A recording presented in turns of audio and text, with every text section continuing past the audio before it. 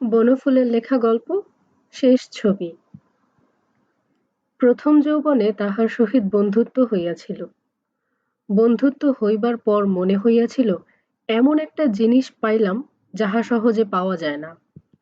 রাত্রে জাগিয়া পড়া মুখস্থ করিয়া পরীক্ষায় বেশ ভালো নম্বর পাইয়াছিলাম। সেই নম্বরই আমাকে ঠেলিয়া প্রেসিডেন্সি কলেজের কুলে তুলিয়া দিয়াছিল। কুলে দেখিলাম বাঁশি হাতে শ্যাম দাঁড়াইয়া আছে। দেখিয়া অবাক হইয়া গেলাম, শ্যাম যে রাধার উদ্দেশ্যে বাঁশি বাজাইতেছে সে বৃন্দাবনবাসিনী রাধা নহে, সে বিদেশিনী।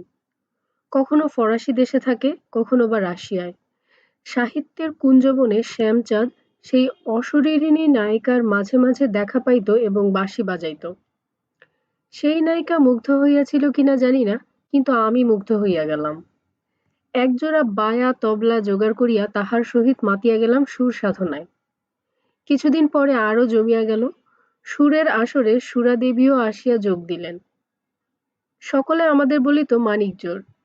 একসঙ্গে শোয়া বসা, একসঙ্গে খাওয়া, এক চায়ের দোকানে আড্ডা মারা, একসঙ্গে কন্টিনেন্টাল উপন্যাস পড়া, একসঙ্গে স্বপ্ন দেখা।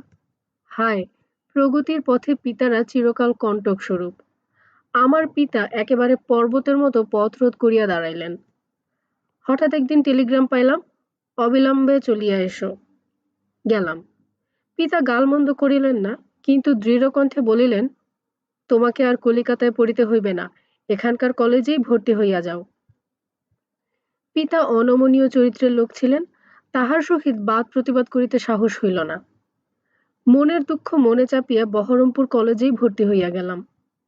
এজন্য এখন এই বৃদ্ধ বয়সে স্বর্গীয় পিতার চরণে বারংবার প্রণতি জানাই।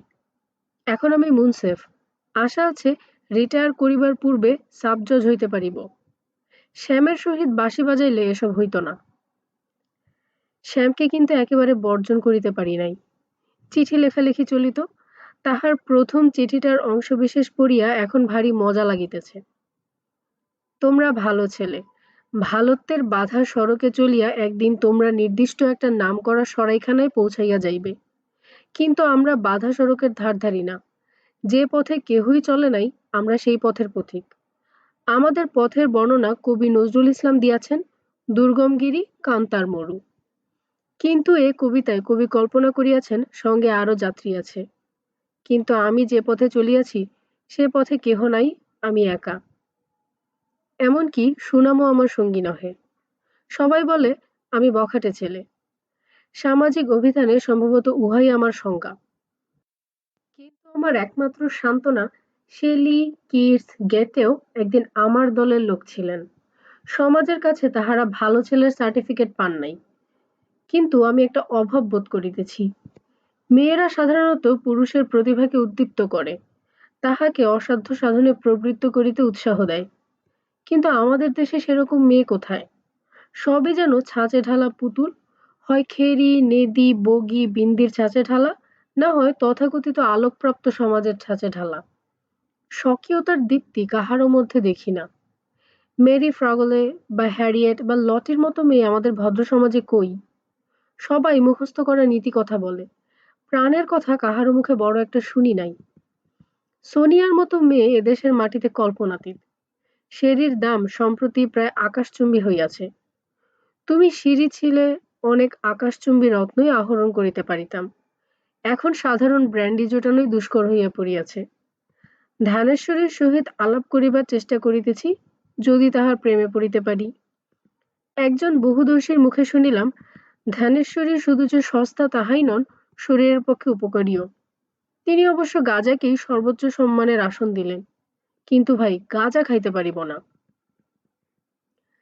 দ্বিতীয় আরেকটি পত্রে দেখিতেছি, ভাই শিবেন, শুনিলাম তুমি ভালো করিয়া আইন পরীক্ষায় উত্তীর্ণ হইয়াছ। জানি এইবার তোমাকে লাইন ধরিতে হইবে। এই লাইন ধরিয়া যে টার্মিনাসে পৌঁছিবে তাহার একটা বাধা ধরা ছবি তোমার জানা আছে। আমি যে পথে চলিয়াছি তাহারও একটা নাম সবাই জানে, সে নামটি অজানা। আমি সম্প্রতি খবরের কাগজে প্রুফ রিডারের চাকরি পাইয়াছি। বেতন যৎসামান্য, সিগারেটের খরচটা কোনো ক্রমে উঠিয়া যায়। আমার বাকি খরচ যে চালায় তাহার নামটা আর নাই বলিলাম। তাহার নাম আর পরিচয় শুনিলে তোমার হয়তো শারীরিক ও মানসিক বিক্ষোভ হইবে, প্লীহা চমকাইয়া যাইবে, নাসিকাও কুঞ্চিত হইয়া কুৎসিত রূপ ধারণ করিবে। সুতরাং নামটা আর করিব না। শুধু এইটুকু জানিয়া রাখো, মেয়েটি মানবী রূপে দেবী। সমাজ বা সংসার তাহার সহিত সদ্ব্যবহার করে নাই, তবু সে সদা হাস্যমুখী, তবু তাহার গানের ঝঙ্কারে স্বর্গীয় সুর। যদি কোনোদিন এ অঞ্চলে আসো, আলাপ করাইয়া দিব। আমার বাবাও আরেকটি আশ্চর্য লোক, এখনো আমাকে টাকা পাঠাইয়া যাইতেছেন। তাহার বোধহয় এখনো আশা আছে আমি বিএ পাশ করিয়া তাহার আপিসে একদিন ঢুকিব। আমি যে অন্যত্র চাকুরি লইয়াছি এ কথা তাহাকে এখনো জানাই নাই। জানাইলে হয়তো তিনি টাকা পাঠানো বন্ধ করিয়া দিবেন। এ বাজারে মাসে 50 টাকা তুচ্ছ করিবার মতো নয়। তবে এখন যে বন্দরে আমার নৌকা লাগিয়াছে, তাহাতে মনে হয় আপাতত কিছুদিন নিশ্চিন্ত থাকা যাইবে। সোনা আমাকে এক সেট ভালো কবিতার বই কিনিয়া দিয়াছে। ওই দেখো, নামটা শেষে বলিয়াই ফেলিলাম। কথাটা যেন চাউর করিও না।